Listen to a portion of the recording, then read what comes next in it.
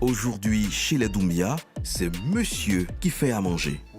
Vas-y doucement, sinon tu me verseras de l'huile dessus. Mais même lorsqu'il est à la cuisine, ce chef d'entreprise travaille. Généralement, avant de mettre nos produits sur le marché, nous testons nos échantillons nous-mêmes ici. Il est à la tête de la plus importante entreprise d'agroalimentaire du Mali, Baramousso. Nous avons constaté que beaucoup de gens reprochent aux opérateurs de ne pas consommer leurs propres produits. Ce matin, il teste sa marque de vermicelle, son dernier produit. Je te donne les vermicelles. Nous avons déjà fait cuire le poulet. Nous l'avons d'abord fumé, puis grillé. Là, nous allons faire la sauce pour accompagner les vermicelles. Les épices Baramousso, c'est ce qui a fait de Bouraima Doumbia un des entrepreneurs les plus prospères du Mali. 25 années après ses premières ventes, Bouraima Doumbia est à la tête de près d'une dizaine d'entreprises. Vous verrez comment, en se diversifiant, cet entrepreneur est devenu un des plus gros employeurs du Mali.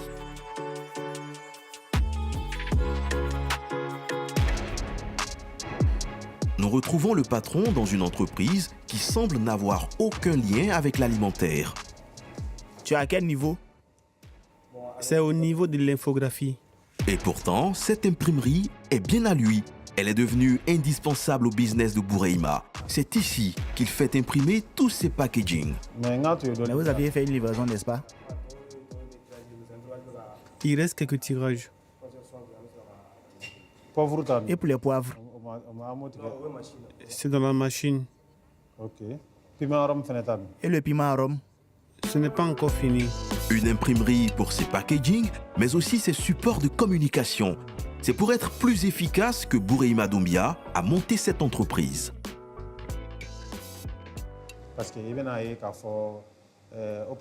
Vous verrez de nombreux opérateurs en retard dans leur livraison parce qu'ils ont des soucis techniques avec les étiquettes, des affiches, des carnets. Mais si nous avons créé cette imprimerie, c'est pour permettre à la société Aminata Konaté de travailler plus rapidement. Bouraima Doumbia s'est lancé dans un vaste projet de diversification. L'imprimerie était un pas de plus dans la maîtrise de la chaîne de valeur de son groupe Aminata Konaté, avec au cœur de son projet ses employés. Celui qui s'occupe de ça n'est toujours pas venu. Et il arrive quand? Pour faire tout ce travail, j'ai une vingtaine d'employés. Le personnel assure tout ce qui est affiches, étiquettes, ici comme ailleurs. À la clé, plus de retard de livraison, les produits sont toujours disponibles sur le marché. Et surtout, l'entreprise fait des économies de près de 20% sur certaines dépenses. Quand on le fait dehors, tu verras qu'on peut l'avoir à 4 000 ou 5 000 francs CFA. Mais ici, ça nous revient moins cher. Une imprimerie qui emploierait une vingtaine de personnes. Et ce n'est pas tout. Bouraima Doumbia a aussi monté sa propre société de gardiennage pour ses usines. Nous avons 4 usines de production au Mali. Et ces usines sont gardées par des agents qui proviennent de la société de sécurité que nous avons nous-mêmes créée.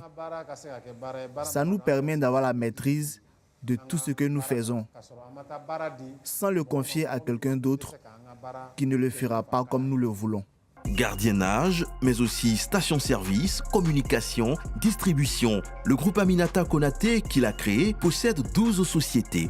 Au total, selon la presse malienne, il emploie 6 000 personnes, mais le cœur de ses activités reste toujours l'agroalimentaire. Nous sommes à Diago, à 30 km de Bamako, dans la dernière usine de Bouraima. Il l'a construite en 2018. On n'utilise pas les machines, car il y a un problème de blocage et ça se mélange avec le fonio. Ici, on ne produit pas d'épices, mais des pâtes, du fonio, de l'eau minérale et même du chocolat. Regarde, les couleurs sont différentes. Oui, c'est parce que nous n'utilisons plus les mêmes grammages. On a arrêté l'autre car on utilisait un mauvais grammage. Là, on essaie de l'améliorer. Avec un investissement de plus d'1 milliard de francs CFA, Bureima s'est lancé ici dans une petite révolution industrielle pour concurrencer les produits importés. Une révolution qui, là encore, crée beaucoup d'emplois. Pour le recrutement des employés, tout se fait ici. Là où l'usine est implantée. On repère des jeunes qui sont dans le quartier. Nous les formons. Après la formation, nous les recrutons. Aujourd'hui, dans cette seule usine, il a près de 136 employés directs et une centaine indirects. Ouais, ça va? Ouais. Comment ça va? La qualité que je cherche chez un employé, c'est d'abord l'amour du métier. Celui qui aime son travail supporte les difficultés qu'il rencontre. Beaucoup viennent chercher du travail, mais leur première question, c'est quel est le salaire mensuel. À partir de ce moment-là, on sent qu'ils n'aiment pas le travail, mais l'argent. Créer du travail pour Bureima Doumbia, c'est une mission de chef d'entreprise, mais aussi une mission de citoyen. Aucun pays dans le monde ne s'est développé sans le travail. Il y a deux types de secteurs qui développent rapidement un pays.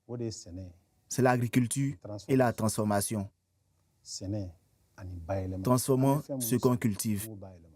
En plus des employés directs dans ces entreprises, Bureima s'est créé un large réseau de distributeurs, des emplois indirects qui participent à étendre sa marque.